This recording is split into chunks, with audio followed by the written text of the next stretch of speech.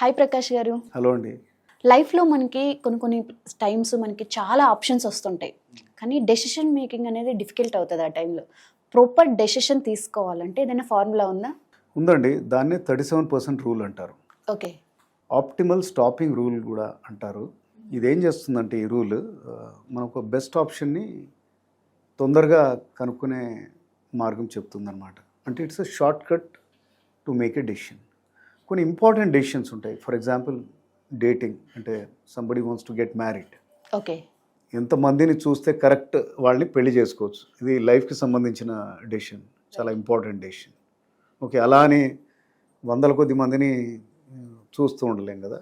అలాగే హైరింగ్, ఏదైనా ఇంపార్టెంట్ పొజిషన్కి హైర్ చేయాలన్నా, సో ఎవరు బెస్ట్ క్యాండిడేట్ కొన్నిసార్లు చాలా ఇంపార్టెంట్ రోల్ ఉంటుంది.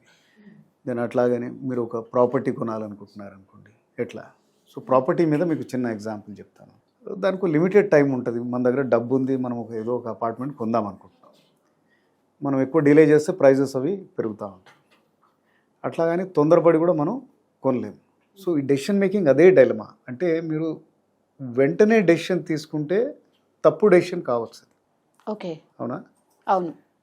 చాలా ఆలస్యంగా డెసిషన్ తీసుకుంటే, చూసి తీసుకుంటే మంచి ఆపర్చునిటీ ఎక్కడో మిస్ కావచ్చు. రైట్. సో మీరు అడిగిన క్వశ్చన్ అదే కదా.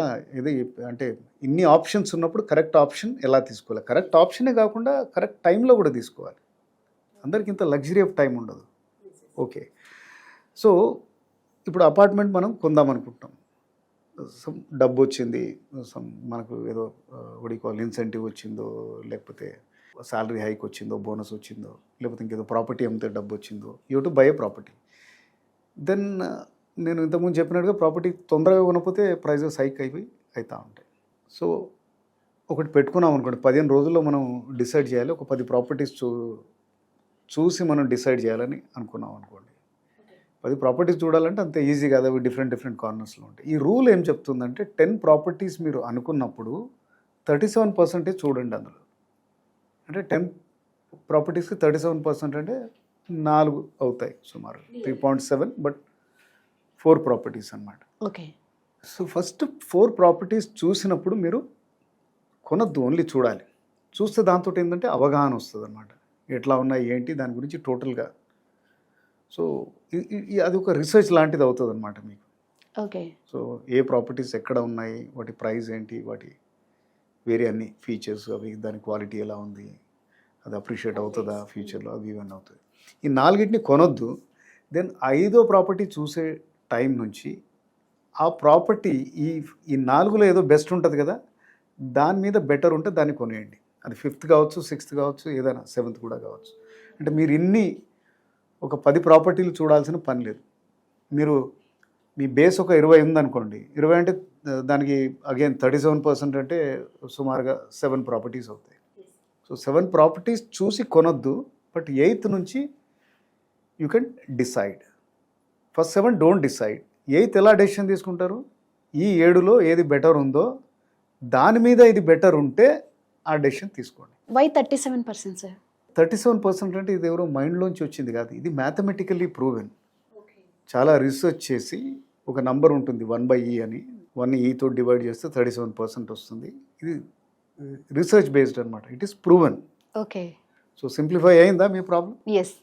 ఇదే ఫార్ములాని, ఇదే రూల్ని సెక్రటరీ ప్రాబ్లం అంటారు. చాలా కంపెనీస్లో సిఇఓస్కి వాళ్ళకి ఎగ్జిక్యూటివ్ అసిస్టెంట్ సెక్రటరీ అంటే అది చాలా ఇంపార్టెంట్ పొజిషన్ ఉంటుంది. దాంట్లో కాన్ఫిడెన్షియాలిటీ ఉండాలి, దాని ఆయన వేరియస్ స్కిల్ సెట్స్ ఉండాలన్నమాట. Okay, very honest, truthful, then అట్లాగే చాలా కేపబుల్, టాలెంటెడ్, క్వాలిఫైడ్, ఇవన్నీ ఉండాలన్నమాట.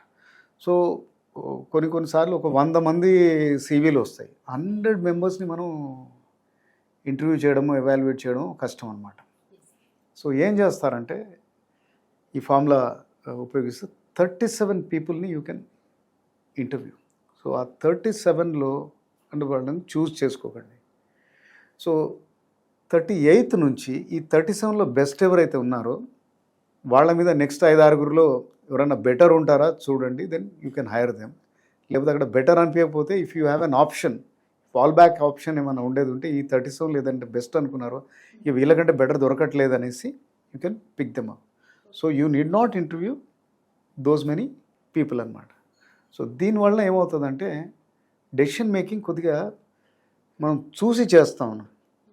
37% పీపుల్ని చూసి చేస్తా ఉన్నాం కాబట్టి కాస్త నాలెడ్జ్ అది మనకి వస్తుంది.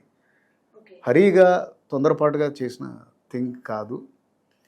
అట్లాగే టైం అంతా ఉన్న వాళ్ళందరినీ ఎవాల్యుయేట్ చేయడం కూడా అంత టైం, ఆ లగ్జరీ ఉండదు, దాంతో ఏది కాదనమాట. సో ఇది మ్యాథమెటికలీ ప్రూవెన్, చాలామంది ఇది యూస్ చేస్తాం. Right, thank you sir.